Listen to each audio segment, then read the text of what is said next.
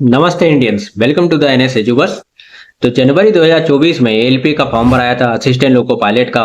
फिर उसका सीबीटी 1 हुआ, नवंबर लास्ट में हुआ था। फिर आपका सीबीटी 2 हुआ।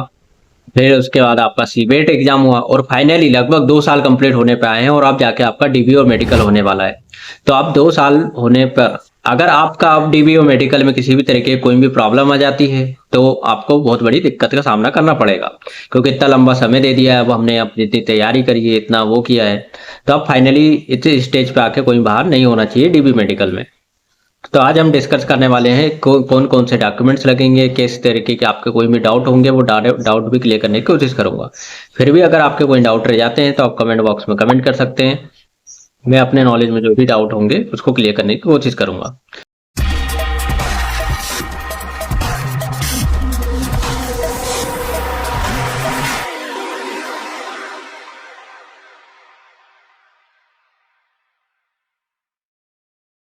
तो स्टार्ट करते हैं, आपको कौन कौन से डॉक्यूमेंट लगेंगे। तो सबसे पहले आपने एग्जाम दिया होगा सीबीटी 1 और सीबीटी 2 और सीबेट एग्जाम दिया होगा।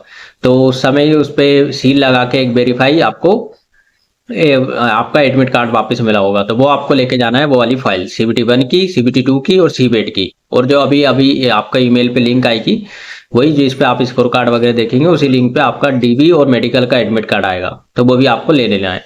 ठीक है। अगर किसी ये एक डाउट आएगा कि हमने सीबीटी 1 की फाइल गुम गई है या सीबीटी 2 की गुम गई है, तो आप क्या करेंगे, उसका आपका जो आपका पीडीएफ होगा ना, उसी को प्रिंट करा के ले जा लेना। ठीक है। कुछ तो होना चाहिए। अगर ये आपके पास फाइल ही है वेरीफाई वाली तो बेस्ट है, अगर नहीं है तब आप वो वाली आप प्रिंट करवा के ले जा लीजिएगा। ठीक है। अब हम बात करते हैं कौन कौन से आपको सर्टिफिकेट और डॉक्यूमेंट्स लगेंगे। तो आपको 10th का सर्टिफिकेट लगेगा और 10th की मार्कशीट लगेगी। अच्छा, कुछ कुछ बच्चों का आजकल क्या होता है, सर्टिफिकेट मार्कशीट एक ही आता है, उसमें लिखा होता है सर्टिफिकेट कम मार्कशीट या मार्कशीट कम सर्टिफिकेट।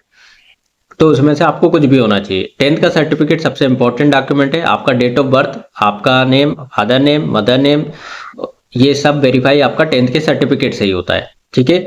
और इसी तरीके से आपको 12th का लेके जाना है, 12th का सर्टिफिकेट, 12th की मार्कशीट। और हो सकता है उसमें भी आपका वैसे ही लिखा हो मार्कशीट कम सर्टिफिकेट या सर्टिफिकेट कम मार्कशीट, तो वो आपको लेके जानी है। ठीक है। ये 10th और 12th के बाद आपकी बात करते हैं एजुकेशन क्वालिफिकेशन, जो भी आपकी आपने जिससे फॉर्म भरा होगा। अगर आईटीआई से भरा हुआ होगा तो आपको आईटीआई ले जाना है। फिर उसका ईयरली मार्कशीट या सेमेस्टर वाइज मार्कशीट होगी, वो आपको लेके जानी है सारी की सारी। ठीक है। डिप्लोमा किया होगा तो आपको डिप्लोमा का जो सर्टिफिकेट होगा वो ले जाना है। और साथ ही साथ उसके 3 ईयर की जो आपकी मार्कशीट या ईयरली जो भी आपका दिया होगा वो आपको लेके जाना है। और सेम चीज़ आपको डिग्री के साथ करना है। जिसने बीटेक किया होगा उसको चारों ईयर की 8 सेमेस्टर की मार्कशीट ले जाना है। अगर ईयरली होता है तो ईयरली मार्कशीट लेके जाना है, लेकिन लेके सारे जाना है। ठीक है। और आपको डिग्री लेके जाना है। कुछ लोगों के पास डिग्री वगैरह नहीं है तो फिर वो अपना अभी प्रोविजनल लेके जा सकते हैं, लेकिन ब्लॉक डेट तक आपको डिग्री लेके सबमिट करना पड़ेगा। इसलिए आप अपने अभी से ही अप्लाई कर लीजिए। अगर जिसने अप्लाई नहीं किया है डिग्री के लिए, डिग्री आपको जरूरत पड़ेगी। ठीक है। आपने जब फॉर्म भरा होगा वहां पर लिखा ही होता है कितने तारीख तक से पहले आपका कंप्लीट हो जाना चाहिए सारे सेमेस्टर वगैरह और डिग्री हो जाना चाहिए। ठीक है। अब बात करते हैं आपके कास्ट सर्टिफिकेट वगैरह की। ठीक है। तो आपका जो ST SC का कास्ट सर्टिफिकेट है वो आपका सेंट्रल के फॉर्मेट में लेके जाना है। सेंट्रल और रेलवे का फॉर्मेट एक ही होता है। ठीक है। आप देख सकते हैं इस तरीके का आपका सर्टिफिकेट का फॉर्मेट है। इसी फॉर्मेट में आपका ST SC कास्ट सर्टिफिकेट बना होना चाहिए और यही लेके जाना है। सेम चीज अगर बात करें अदर बैकवर्ड क्लास की, ओबीसी की, ओबीसी को नॉन क्रीमी लेयर का सर्टिफिकेट आपको लेके जाना पड़ेगा, सेंट्रल वाला। ठीक है। जो रेलवे फॉर्मेट में होना चाहिए। जब आपने फॉर्म भरा होगा 2024 के करीब, जब उस समय जो आपने सर्टिफिकेट अपलोड किया होगा वो भी लेके जाना है। और अब जो फाइनेंशियल इस फाइनेंशियल ईयर का जो करंट का है वो भी आपको बनवा के ले जाना है, सर्टिफिकेट अदर बैकवर्ड क्लास का। ठीक है। और ये रेलवे फॉर्मेट में होना चाहिए। फॉर्मेट इस तरीके का है। ठीक है। इसी फॉर्मेट में आपको बनवा के ले जाना है। ठीक है। डेट आपकी मेंशन होनी चाहिए, सील लगा होना चाहिए। आप उसमें किस किस का बनवा सकते हैं, एचडीएम वगैरह से बनवा लीजिए, तो ज्यादा दिक्कत नहीं है। इसी फाइनेंशियल का भी ले जाना है और पिछले 12 भी ले जाना है। सेम चीज आपका इकोनॉमिक वीकर सेक्शन की बात करें, ईडब्ल्यूएस की, उनको भी इस फाइनेंशियल ईयर का ले जाना है। और जो आपने फॉर्म भरा था उस समय जो आपका सर्टिफिकेट बना था वो लेके जाना है। ठीक है। उनका फॉर्मेट ये रहा। ठीक है। अच्छा, ओबीसी सर्टिफिकेट वाले को, ओबीसी कैटेगरी को एक डिक्लेरेशन फॉर्म होगा, ये आपका डिक्लेरेशन फॉर्म है, ये भी आपको फिल करके वहां सबमिट करना है। ठीक है। और जो आपका माइनॉरिटी वाले हैं, जिन्होंने माइनॉरिटी से फॉर्म भर दिया था, उनने फीस माफ हो जाएगी वगैरह, तो उनको भी ये सर्टिफिकेट वहां पर प्रेजेंट करना।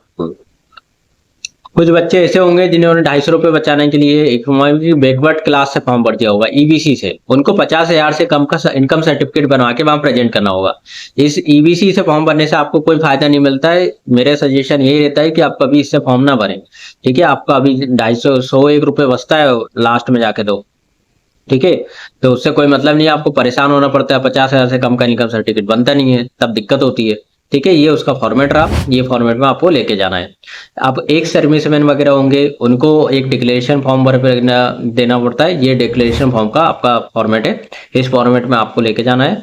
ठीक है, इसको फिल कर लेना है और लेके जाना है। ठीक है, एनओसी वगैरह भी लेके जाना पड़ेगा। जो भी आपका एम्प्लॉय अभी काम कर रहे हैं किसी कंपनी में, तो वो आपका एनओसी लेके जाएंगे उस कंपनी से।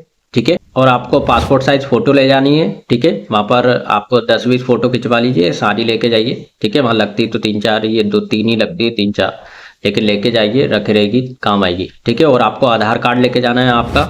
ठीक है, और कोई भी अदर आइडेंटिटी कार्ड है वो लेके जा सकते हैं, बाकी वहां पर आधार कार्ड ही लगता है। ठीक है, आधार कार्ड आपको लेके जाना है।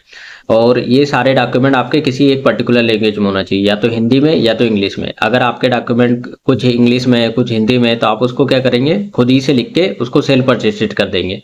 ठीक है, और सारे डॉक्यूमेंट की आपको जेरॉक्स कॉपी लेके जानी है।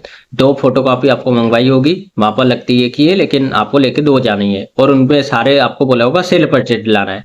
तो सेल्फ अटेस्टेड कैसे करते हैं, आई बटन में लिंक दिया है, आप इसको देख सकते हैं। ऐसे सेल्फ अटेस्ट करते हैं, एक बार बता देता हूँ। आपको खुद ही से लिखना है सेल्फ अटेस्टेड। ठीक है, उसके नीचे आपको सिग्नेचर कर देना है, और उसके नीचे आपका डेट मेंशन कर देना है। डेट वहीं पर जाके मेंशन करना अपने। अभी अभी आपको लिखना ही है, तो सेल्फ अटेस्टेड लिख लीजिए और सिग्नेचर कर लीजिए, डेट वहीं पर जाके आप लिख लेना। ठीक है, ये सारे डॉक्यूमेंट आपको ORMS पोर्टल पे अपलोड करना होगा। ठीक है, आपको 7 दिन या 10 दिन पहले आपको ORMS पोर्टल ओपन हो जाएगा। कभी कभी ओपन नहीं होता है, तो आप वहां पर जाके भी अपलोड कर सकते हैं वहीं पर बैठे बैठे। लेकिन अगर ओपन हो जाता है तो आप पहले ही अपलोड कर लीजिए। ठीक है, तो ORMS पोर्टल पे आपको सारी चीज अपलोड करनी है। अच्छा, जो डिप्लोमा वाले होंगे वो डिग्री सेक्शन में 000 लिखेंगे और ब्लैंक डॉक्यूमेंट अपलोड कर देंगे। सेम चीज डिग्री वाले डिप्लोमा में करेंगे। ठीक है ना। और एफिडेविट किसी का, अगर किसी भी, ये जितने भी मैंने डॉक्यूमेंट्स बताए हैं, इन डॉक्यूमेंट में किसी में भी फादर नेम में गलत है, किसी में मिडिल नेम है, किसी डॉक्यूमेंट में नहीं है, किसी में कुछ दिक्कत है या स्पेलिंग गलत है या कुछ भी गलत है, तो आपको हर एक चीज का एक एफिडेविट बनवाना होगा। ठीक है, तो आपको हर मिस्टेक के लिए एक सेपरेट एफिडेविट बनवाना पड़ेगा। ठीक है, आप एफिडेविट आपके आसपास जो भी वकील वगैरह होगा उससे बनवा लीजिए। ठीक है ना, किसी भी तरीके की कोई भी मिस्टेक है, एक ही एफिडेविट में सारी मिस्टेक नहीं लिखना है, सबके लिए अलग अलग आपका एफिडेविट बनवाना है। ठीक है, किसी भी आपका 10th के सर्टिफिकेट हो, सर्टिफिकेट, मार्कशीट, या आपने कास्ट सर्टिफिकेट में कोई डेट वगैरह में गलत मेंशन कर दी हो, कुछ भी कर दिया हो, उसके लिए आप एफिडेविट बनवा लीजिए। ये सारे डॉक्यूमेंट आप ORMS पोर्टल पे अपलोड कर देंगे। ठीक है, अगर जो लोग अभी इस डेट पे, जो भी आपका मेंशन डेट है, उस पे नहीं जा सकते पाए हैं, तो आप ब्लॉक डेट पे भी जा सकते हैं। ठीक, अच्छा, आपने जो एप्लीकेशन फॉर्म पे जो सिग्नेचर करे होंगे, वही सिग्नेचर वहां पर, जहां पर भी आपको सिग्नेचर लगेंगे, वहां पर सारे फॉर्म में वही सिग्नेचर करना है। ठीक है ना, आप वहां पर जाएंगे तो आपको सबसे पहले एक रजिस्ट्रेशन फॉर्म फिल कराएंगे, उसमें आपका 10th की डिटेल, 12th की डिटेल, ठीक है, जो आपका CBT 1 की डेट कब दी थी, CBT 2 की जो दी थी वो आपको लिखाएंगे। आपको एक डिक्लेरेशन फॉर्म देंगे, वो डिक्लेरेशन आपको लिखना होगा, जिससे आपकी लैंग्वेज वगैरह अगर उनको मैच करने की जरूरत पड़ेगी वो होता है। वहां पर आपको बायोमेट्रिक टेस्ट होता है, आपका थंब लगता है और आपका आई से टेस्ट होता है। ठीक है, वहां पर बायोमेट्रिक भी आपका मैच होना चाहिए। किसी का अगर CBT 1 CBT 2 में बाईपास होके गया होगा तो वहां पर आप उसकी अलग प्रोसेस होती है। ठीक है, और आपको जो वहीं पर क्या होता है, शाम को ही आपको एक बैंड पहना देंगे। ठीक है ना, वो बैंड जब तक पहने रहना है जब तक आपका मेडिकल कंप्लीट नहीं होगा। ठीक है, और वहीं पर आपको 24 रुपए की टिकट कटती है मेडिकल की, वो आपको कटवा लेनी है। ठीक है, अगर आपको किसी तरीके कोई भी डाउट है तो आप कमेंट बॉक्स में कमेंट कर सकते हैं, और मेरा जो मेडिकल एक्सपीरियंस है उसका वीडियो मैंने डाल दिया है, आई बटन पे आप क्लिक करके वो वीडियो भी देख सकते हैं। ठीक है, तो आपके सारे डाउट क्लियर हो जाएंगे। और किसी को जोन या डिवीजन से रिलेटेड कोई डाउट है तो जोन एंड डिवीजन सीरीज देख सकता है, उससे आपको क्लियर हो जाएगा आपकी पोस्टिंग कहाँ होगी, आपके कौन कौन सा डिवीजन होगा, आपने कोई सारा फॉर्म भरा है तो आपकी कहाँ जॉब लग सकती है, वो उससे सारे डाउट क्लियर हो जाएंगे। ठीक है, तो एक बार समराइज कर देता हूँ आपको कौन कौन से डॉक्यूमेंट लगेंगे। ठीक है, आपको एडमिट कार्ड लेके जाना है, CBT 1 CBT 2 और CBET का। ठीक है, 10th का सर्टिफिकेट, 10th की मार्कशीट, 12th का सर्टिफिकेट, 12th की मार्कशीट, और डिग्री लेके जाना है, और जितने भी सेमेस्टर होंगे उनकी सारे के मार्कशीट लेके जानी है। ठीक है, आधार कार्ड लेके जाना है, पासपोर्ट साइज फोटो लेके जानी है। ठीक है, और आपका जो DBO मेडिकल का एडमिट कार्ड होगा वो लेके जाना है। ठीक है, और अगर किसी तरह के कोई भी मिस्टेक है तो उसके लिए आप एफिडेविट बनवा के ले जाएंगे। ठीक है, सारे डॉक्यूमेंट आपको एक ही फॉर्मेट में होना चाहिए, एक ही लैंग्वेज में होना चाहिए। ठीक है, और सारी डॉक्यूमेंट का ओरिजिनल भी लेके जाना है, उनकी जेरॉक्स कॉपी भी लेके जानी है। ठीक है, और जो भी उनका ऑर्डर वगैरह होगा वो वहीं पर मेंशन कर देंगे कि इस ऑर्डर में आपको जमा लेना है, अरेंज कर लेना है, तो वो आप अरेंज कर लेना उसी दिन। ठीक है, अगर आपको वीडियो पसंद आ रहा है तो आप वीडियो को लाइक करें, शेयर करें अपने दोस्तों के साथ, जिनका भी DB मेडिकल होने वाला है उनको शेयर करें, उनके सारे डाउट क्लियर हो जाएं। ठीक है, क्योंकि 2 साल में अब आपका DB मेडिकल हो रहा है तो किसी का भी कोई भी डाउट यहाँ से बाहर नहीं होना चाहिए। ठीक है, और इस तरीके का ऑथेंटिक कंटेंट के लिए आप चैनल को सब्सक्राइब करें। Thank you for watching this video. मिलते हैं नेक्स्ट वीडियो में। आप डिफरेंट सोशल मीडिया प्लेटफॉर्म पे मुझसे कनेक्ट हो सकते हैं, व्हाट्सअप, टेलीग्राम, इंस्टाग्राम। बस आपको सर्च करना है NS एजुवर्स और आपको चैनल का लोगो मिल जाएगा। आप उस पर क्लिक कर दीजिए, आपको फॉलो कर लीजिए उस पर। ठीक है, और अब आपका नोटिफिकेशन के लिए आप बेल आइकन को प्रेस कर सकते हैं। तो thank you, best of luck for your DB and medical. ठीक है, मिलते हैं next video. Like, share and subscribe NS Eduvers.